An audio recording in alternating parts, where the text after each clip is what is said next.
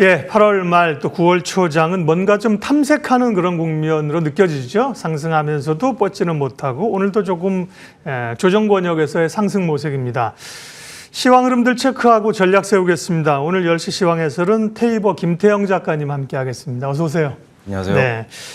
자, 9월이 이제 시작됐는데요. 9월 시장이 좀 뻗어가면서 이른바 좀 가을 랠리 뭐 이런 상승을 기대할 수 있을까라는 측면이 있고, 한쪽에서는 여전히 뭐 제한된 종목 장세로만 보고 있어서요. 시장 얘기하겠습니다. 첫 번째 키워드는 저희가 이제 엔비디아와 테슬라를 꼽아왔는데요. 글로벌 증시 사실 선두권에 질주하면서 시장을 이끄는 게 엔비디아와 AI 모멘텀 아니겠습니까? 네. 되게 좀 추가적인 동력몰이가 상승 가능성이 있어 보입니까?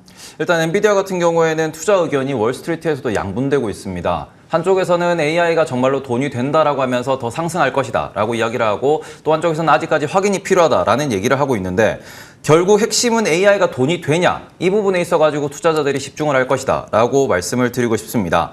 그리고는 뭐 엔비디아를 제외하더라도 다른 빅테크들, 최근 뭐 지난 금요일 같은 경우에는 애플이 시장의 좀 방어를 주도했다라고 보실 수 있는데, 빅테크들 같은 경우에는 세계 최고 수준의 현금 흐름을 보유하고 있고요. 그리고는 이 돈을 가지고 R&D를 열심히 하고 있습니다. 그렇기 때문에 이 부분에 있어가지고 이제 빅테크 전체를 본다 그러면은, 나스닥 시장을 본다 그러면은 여전히 상승 매력이 있다. 다만 이 부분에 있어가지고 AI 반도체라든지, 그리고는 스마트폰 시황, 그리고 PC 시황을 놓고 봤을 때 이제는 정말 돈을 번다라는 것에 대해서 좀 우리가 한국 기업들이 증명을 해야지 좀 더 올라갈 수 있다라고 보시는 게 좋을 것 같습니다. 네. 그럼에도 불구하고 엔비디아는 엄청난 기대감과 함께 있고요. 테슬라는 어떻게 뭐 테슬라는 정말 시가 판매한다고 가격을 올렸다가 내렸다 계속 그러는 상황이고, 그런 뉴스가 주말 사이도 있었는데, 한때는 이제 우리 2차 전지들이 이제 테슬라하고 궤를 같이해서 가지 않았습니까? 테슬라가 주도하는 시장, 또 2차 전기차 시장은 어떻습니까? 일단 테슬라 같은 경우에는 최근 행보를 저는 이렇게 좀 정의하고 있는데, 네. 시가 경영이다. 네. 말 그대로 이게 지난 주말에서도 이런 얘기가 나왔습니다. 미국에서 모델 S와 모델 X에 대해서 할인 판매를 하겠다, 이런 얘기를 했고요. 지금 우리가 메모리 시장으로 다시 돌려 생각을 해보시면은 작년도에 나왔던 얘기가 삼성전자가 언제 감산을 할까라는 것이 최대 화두였습니다. 말 그대로 1등 기업이 가격을 어떻게 가져가냐에 따라서 2등, 3등 기업은 모두 힘들어진다라는 것이고요. 지금 전기차 시장을 전체로 놓고 봤을 때는 테슬라가 1등 기업입니다. 그리고 이 상황에서 테슬라가 할인 판매한다라는 거는 전기차 시장 전체에 대해서 조금 아이디어를 부정적으로 가져갈 수밖에 없는 부분이고, 재고도 증가하고 있다라는 이 부분에 있어가지고 조금은 자동차 시황에 대해서 앞으로 좀 어두운 전망이다라는 이야기가 많이 나오고 있고, 여기에 또 딸려있는 2차 전지 같은 경우에는 그럼에도 불구하고 전기차는 성장한다라는 아이디어, 이거 하나에 의해 가지고 이제 좀 Q가 증가하는 기업을 중심으로, 어찌 보면은 이제 올해 상반기에는 모든 기업이 올랐다 그러면은 하반기나 내년도 같은 경우에는 돈을 버는 기업을 중심으로 조금은 소팅이 일어날 수 있다, 이렇게 보시는 게 좋을 것 같습니다. 네. 미국의 지표 얘기하겠습니다. 금요일에 이제 고용 지표를 포함해서 최근에 지표들이 좀 부진하게 나오면서 소위 나쁜 뉴스가 주가에는 도움이 되는 그런 흐름들이 나오고 있는데요. 미국은 지표가 조금 둔화되면서 경기는 또 꺾이지 않는, 소위 그게 한참 얘기했었던 골디락스 경제잖아요. 그런 흐름으로 가는 걸까요? 예. 일단은 지난 금요일 날 고용 보고서만 두고 보면은 골디락스다라는 네. 표현이 많이 늘어나고 있습니다. 지금 미국 시장에서 지난 금요일 날 발표 났던 고용 보고서의 핵심은 실업률은 늘었습니다. 그런데 일하고자 하는 사람들도 늘어났지만 실제로 고용도 늘어났습니다. 그러니까 말 그대로 보면은 여전히 시장에는 사람들을 뽑고 있고, 그리고는 일하고자 하는 사람들이 늘어나다 보니 임금 상승률이 떨어졌다. 종합해보면은 우리가 원하던 인플레이션은 줄어들고 경기는 살아있는 골디락스로 갈 수 있는 그런 방향이 열렸다라고 평가를 많이 하고 있습니다. 다만 문제가 되는 것은 그럼에도 불구하고 지난주 전체를 놓고 보면은 졸트 보고서도 발표가 됐고 챌린저 고용 보고서도 발표가 됐습니다. 챌린저 보고서는 앞으로 얼마나 해고를 할 거냐, 사장님들이 해고를 많이 할 것이다라고 이야기를 했고요. 졸트 보고서는 2달 전 데이터긴 하지만 신규 채용을 얼마나 할 거냐에서는 신규 채용은 줄어들 것이다라는 이야기를 했습니다. 말 그대로 지금 실업률 3.8%라는 점에서 이게 지난달이었던 실업률 3.5%에서 올랐다라는 점은 시장에서 좀 반길 만한 내용이지만, 문제는 올해 하반기에는 이 실업률 증가 속도가 얼마나 빠르냐에 따라서 증시에 충격이 올 수도 있다라는 점. 그래서 앞으로는 고용 시장에 대해 가지고 얼마나 고용이 빠르게 식느냐 이 부분에 조금 집중할 필요가 있다라고 보시는 게 좋을 것 같습니다. 우리 시장 이야기와 전망을 하겠습니다. 최근의 고점은 코스피 기준으로 한 2,650이 위였고요. 아래는 2,500을 뭐 살짝 위협했습니다만 대략 2,500 본다면 그 사이에서 지금 움직임인데 9월 흐름들은 좀 위쪽으로의 상승을 보십니까? 아니면 제한적인 횡보 장세로 보십니까? 일단 가장 중요한 거는 지금 살만한 기업이 있냐 네. 이 부분에 있어가지고 아직은 살만한 기업이 잘 보이지 않는다. 요게 조금은 핵심이다라고 말씀을 드리고 싶습니다. 네. 왜냐 그러면은 올해 상반기에 올해 하반기 경기에 대해서 혹은 뭐 AI 반도체에 대한 기대감에 있어가지고 좀 선반영이 많이 일어났던 게 이제 코스피 시장이었고요. 코스닥 같은 경우에는 2차 전지를 중심으로 랠리를 뿜어냈습니다. 이것 역시도 내년, 내후년에 대한 선반영으로서 약간은 랠리를 보이는 모습이었는데요. 지금 올해 여름 들어와가지고 핵심은 시장에 돈이 말라가고 있는 상황에서 상반기의 선반영이 부담스럽다. 라는 것이 증시에 조금 하나의 좀 흐름이라고 보시는 게 좋을 것 같고 그러다 보니 8월 달에는 미국 시장도 조정을 받았고 우리나라 시장도 박스권에 갇혀 있는 상황입니다. 그래서 지금 한국 시장이 많이 밀리냐 그러면은 그럼에도 불구하고 오늘도 마찬가지겠지만 반도체와 2차 전지의 핑퐁 게임이 계속 발생을 하고 있고요. 이 부분은 여전히 상반기를 주도했던 두 개의 섹터가 내년, 내후년에 좋은 것은 팩트이기 때문에 이 부분에 있어가지고 오르면은 매도하고 떨어지면 산다라는 플레이가 반복적으로 발생하고 있다. 그렇기 때문에 저는 9월 달에도 약간은 대형주 중심으로는 핑퐁이 발생할 것이다. 그리고 조금 걱정스러운 것은 미국 채권 시장이 흔들리고 있다는 점에서 이 부분에서 중소형주가 조금은 하락을 할 수도 있다는 점에서는 주의가 필요하다. 이렇게 말씀을 드리도록 하겠습니다. 네, 오히려 이제 대형주가 못 가면 중소형 장세가 종목 장세가 펼쳐지지 않을까 생각되는데 결은 뭐 조금 다를 수 있습니다만 중소형주들이 흔들릴 가능성도 있다. 네, 왜냐하면 중소형주의 대장이라고 부르는 부분에 있어서 지난 8월 30일이었죠. MSCI 편입이 됐던 종목들 같은 경우에는 각 섹터를 대표하던 기업들이었습니다. 뭐 조선이라든지 엔터라든지 2차 전지 같은 업종을 대표하는 기업이다 보니 요 좀 대형주가 무너진다라고 하면은 패시브 수급 쪽에서 약간 좀 전체적으로 섹터가 무너지는 경향도 나올 수 있다 보니까 이 부분에서는 선별을 잘 하셔서 투자하셔야 된다. 이렇게 말씀드리고 싶습니다. 많은 개인 투자자들은 방송 보시는 시청자들은 살 게 너무 많아서 걱정이죠. 이거 들으면 이거 사고 싶고 저거 들으면 저거도 괜찮은 것 같아서 나중에 원치 않았는데 포트의 종목이 엄청 많아지는데 지금 별로 살만한 종목이 사실은 뚜렷하게 밸류든 실적이든 트렌드로 종목이 많지 않은 장이다. 이렇게 정리를 해주셨고요. 어쨌든 최근에 약진은 반도체입니다. 그다음에 삼성전자가 뭐 HBM 당연히 하겠죠, 그죠? 그런 기대감들로 인해서 삼성전자를 필두로 해서 반도체가 올라왔는데요. 네, 삼성전자 그리고 반도체는 어떻게 보세요? 일단 삼성전자 같은 경우에는 뉴스도 나왔습니다. 네. 지난달에 가장 많은 이제 개인 투자자의 매수 기업이었다라는 이야기도 나왔는데 삼성전자 HBM3 같은 경우에는 이제 HBM2 전 세대를 기준으로 보셨을 때는 이미 기술력을 보유한 기업이라고 볼 수 있습니다. 그럼 이 상황에서 얼마나 빨리 양산을 할 수 있고 핵심이 되는 것은 결국 반도체다 보니까 수율이다.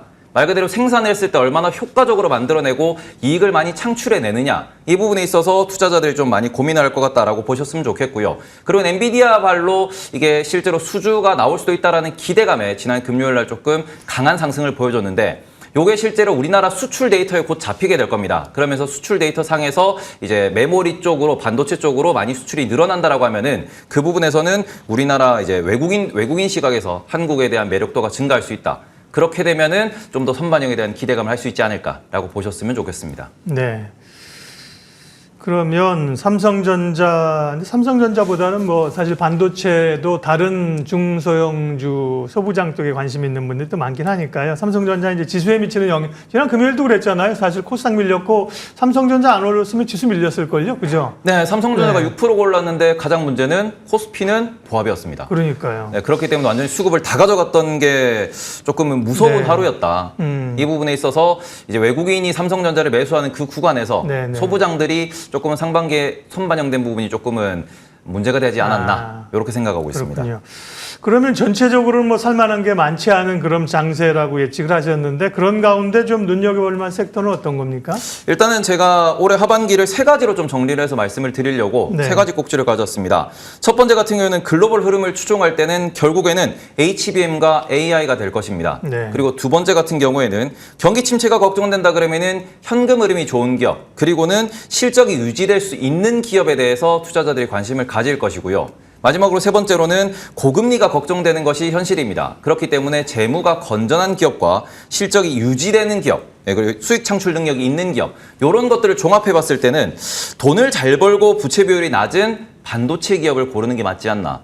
그리고는 그 부분에 있어가지고는 삼성전자도 마찬가지. 그리고는 우리나라에 많은 반도체 소부장 기업들이 있습니다. 그 중에서도 재무제표를 보실 때 좀 부채 비율이 낮으면서 실적이 내후년도에 성장할 수 있는 기업을 고르시면은 이제 좀 실패하지 않는 투자가 될 것 같다. 이렇게 말씀드리고 싶습니다. 어찌 보면 AI나 뭐 HBM 이렇게 보면 상당히 단기적으로 올라 있는, 굳이 분류한다면 성장주, 기술 성장주 단으로 분류할 수 있고, 나머지 기준들은 현금 흐름이나 재무 건전성, 약간 방어적 성격으로 가지고 있어서 두 개가 조금 상충될 수도 있는데, 그런 요건들을 어쨌든 교집합으로 가지고 있는 게 반도체주라는 말씀이신 네. 거죠. 예. 자, 그러면 섹터 말씀을 하셨고, 지금 눈여겨볼 만한, 특별히 이제 가능하면 올라가는 종목보다는 저점에서 종목을 사는 거를 선호하시니까 그런 종목 어떤 건지 좀 말씀해 주세요. 일단은 첫 번째는 SK하이닉스입니다. SK하이닉스 같은 경우에는 뭐 올해 초부터도 제가 계속해서 말씀을 드리고 있는데, 일단 최근에 나온 뉴스 한 가지를 짚어드리면은 메모리 시장에서 점유율이 증가하고 있다. 원래는 삼성전자와 격차가 20% 가까이 났었는데 이제는 6%대까지 줄어들었다라는 이야기가 나오고 있습니다. 우리가 투자를 할 때 가장 중요하게 생각하는 거는 이게 이 기업이 성장을 하느냐와 그리고는 그 동일한 시장 내에서 이 기업의 점유율이 올라갈 수 있느냐, 이 부분을 조금 더 집중해서 보는 편이 좋은데요. 여기에서 마켓쉐어가 늘어나고 있다는 부분에서는 앞으로도 하이닉스에 대한 기대감을 키울 수 있다는 점에서 이 부분은 앞으로 한 2년 정도, 2, 3년 정도는 충분히 투자를 끌고 갈 수 있지 않나라고 생각을 해서 SK하이닉스에 대해서 한번 말씀을 드렸고요. 두 번째로 말씀드릴 종목은 삼성 SDI입니다. 네, 여기 조금만 더 얘기하고 갈까요? 하이닉스 얘기. 네. 그러니까 이제 HBM 모멘텀은 사실은 하이닉스가 먼저 가져간 거잖아요. 네네네. 삼성전자는 뭐 당연히 할 거고 기술 개발을 하는 거고 지금 퀄리티 테스트를 하고 있어서 시장 점유할 수 있다는 그런 느낌인데, 그러면 물론 선호도의 차이지만 기관이나 이런 자금들은 주식을 사게 되면 삼성전자를 사면서 시장을 살 건데, 개인 투자자 입장에서는 그럼 지금 삼성전자보다는 SK하이닉스가 더 선호되는 겁니까? 네, 일단은 삼성전자 같은 경우에는 많이들 아시겠지만 네. 다루고 있는 제품군 자체가 반도체, 메모리 반도체에 집중된 것이 아니라 네. 스마트폰이나 가전이나 다른 제품들도 그렇죠. 워낙 많다 보니까 네. 이런 부분에서 무거운 좀 주가 움직임을 보일 수밖에 없습니다. 그렇다면 개인 투자자 같은 경우에는 수익률을 조금 더 우선시한다라는 측면에서 메모리 시장이 좋다라고 하면은 메모리를 많이 만들고 이 기업의 비즈니스 모델 자체에서 메모리가 차지하는 비중이 높을수록 수익률이 높다라는 점에서는 개인적으로는 하이닉스가 좀 더 여러 가지 주주하는 성향도 비슷한 이런 좀 스탠스를 취하고 있기 때문에 좀 더 유리한 매수 매도가 되지 않을까라고 생각하고 있습니다.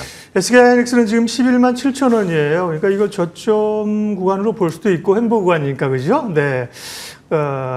이를테면 뭐 밸류 측면으로 보면 SK하이닉스는 지금 밸류 잣대는 아닙니까? 밸류라는 네, 것은 네. 올해 상반기에 선반영으로 예. 꽤 많이 반등한 부분이 없지 않아 있습니다. 예. 다만 이 부분에 있어가지고 올해 상반기부터 이야기가 나왔던 것이 HBM 이슈였고요. 실제로 HBM에 네. 대해서 판매를 하고 있다는 것을 2분기 IR에서도 보여줬습니다.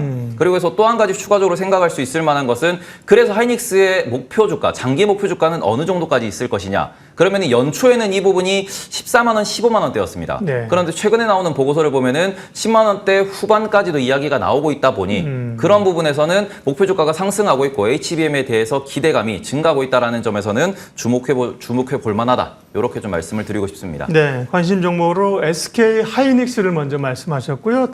다음이 삼성 SDI인데 저는 삼성 SDS인 줄 알았어요. 요즘 이제 SDS 많이 얘기하잖아요. AI나 이런 모멘텀인데 삼성 SDI는 2차 전지인데요. 네. 네, 삼성 SDI 같은 경우에는 일단 여전히 증설 기대감이 유효하다라는 점과, 그리고는 기술적 분석 측면에서는 좀 매수 시그널이 유효하다 보니까 이 네. 부분에서 가져왔는데, 제가 반도체 종목 하나와 2차 전지 종목 하나를 말씀드린 이유는 결국에는 9월이 박스피로 흘러간다라고 하면은 핑퐁 게임이 발생하게 될 것입니다.